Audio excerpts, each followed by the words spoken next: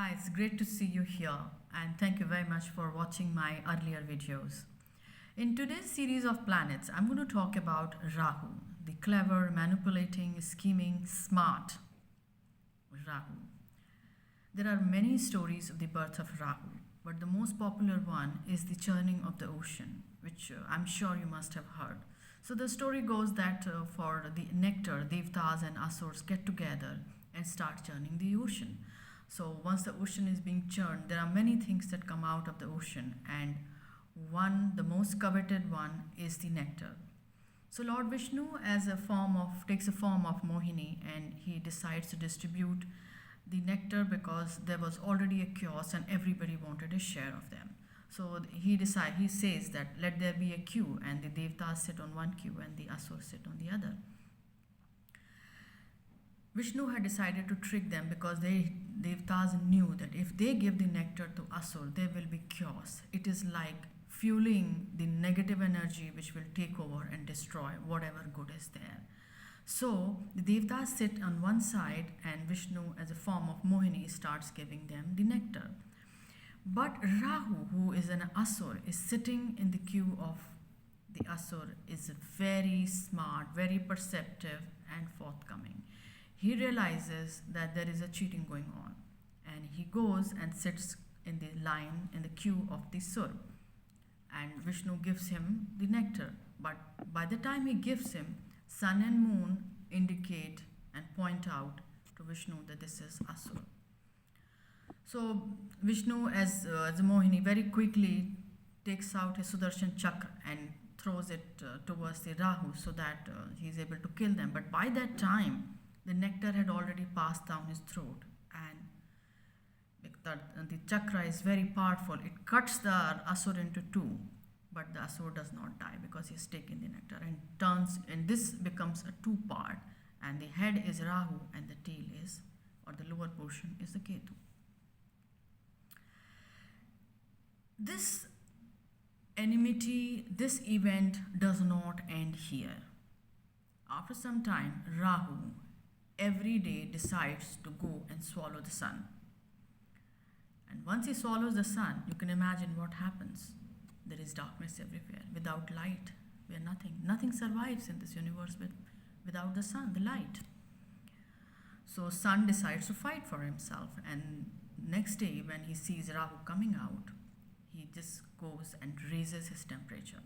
By raising his temperature, which goes many-fold, everything is scorching. Everything is burning. Rahu doesn't come close. But then what happens? The world, the universe starts getting destroyed. Now this is very, very similar to the climate change that we are experiencing. That if the temperatures start going up, the ice waters start melting, changes can kill us, can destroy the whole world. So Devtas foresee this, and they go to Rahu and tell him that, look, you are at the end of the day trying to destroy the creation. Don't do this. This is not what we are here for. So Rahu finally, with a lot of cajoling, considers their request, but he says that, look, I cannot stop doing what is in my nature. I will still go and swallow sun and moon. It's my revenge. I will take it. And off, we see this eclipse happening in the universe. But think about it, that this enmity, this war did not end. This comes to us mortals as the sons of suns and sons of Brahma. We see this in our natal chart. This has been gifted to us. This war, this enmity, we deal with it. And how we deal with it? That whenever sun or moon are in any kind of axis of Rahu and Ketu, the native suffers. This is an eclipse. So this happens that sometimes sun and moon are in the star of Rahu or Ketu, or Rahu or Ketu are with sun and moon. This is called conjunction. Now whenever this conjunction happens, think about it. This war is happening in the natal chart as well. A native has to deal with it. The reading must be done by somebody who really understands the impact of Rahu Ketu. But mythology is the best way to understand how this will unfold in the natal chart. In appearance, Rahu is tall, cruel looking, downcast, irascible nature, and has a dominating personality. He signifies snakes, reptiles, lizards, insects, bugs, and many more other things. He signifies paternal grandfather, crack in wall, big halls, corridors, ant hills, holes. In medicine, he also indicates poisonous drugs. Whenever Rahu and Ketu combine with or are conjunct with moon, they impact the natal chart in a very interesting way. The sun represents the soul, the general health and general well-being, and of course success. So when Rahu comes with him, he has cast a shadow on that. Or even Ketu. Moon is the mind. Moon is the mother. Moon is what we experience, how we feel it. And that is why in the natal chart, the dasha starts from where the moon is. Because till you don't feel a pain, pain is nothing or pain is not there. A lot of people have a very high tolerance for pain and a lot of people have very less. This is how the moon is.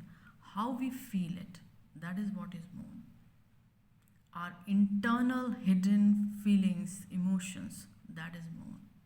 Our mother, the one who creates us, our house, that is moon. So when a malefic like Rahu or Ketu grasp these planets like sun, or now I'm talking about moon, you can imagine what is going to happen to these factors, these significations, and the impact of their ownership in the chart. Let's not forget that Rahu is very powerful. Don't forget he is the planet who goes up and swallows the sun. Just think how powerful he is. Actually, in my practice, I see that Rahu Ketu are stronger than any other planet. He's a planet of deceit. He's a planet of deception. He represents in professions scholars, researchers, avionics, people who deal with drugs. His combination with planets is very important. If he's all by himself, it's a different thing, but if he's combined with a planet, say if he's combined with Mars, it's electronics. If he's combined with Venus, his automobile design. Venus stands for automobile, but he enhances that. When he is about Mercury, he's about media. In fact, Rahu represents TV, radio, television, and all that rumor, all the things that spreads, lies.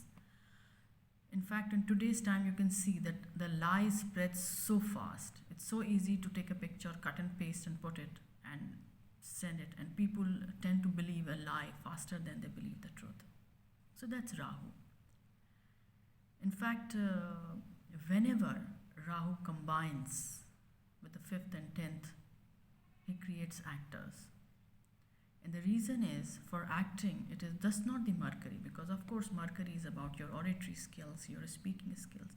But acting is about being somebody else. An actor portrays many other people than himself. And Rahu is glass. Screen is nothing but glass. Whether it is your TV screen, or it's on the cinema, or it is on your phone. So whenever Rahu will combine, he will create actors. So as a good study, always look for, if you're looking as an actor's chart, do look for the Rahu and his connect with the 10th house. So these are some roles of Rahu.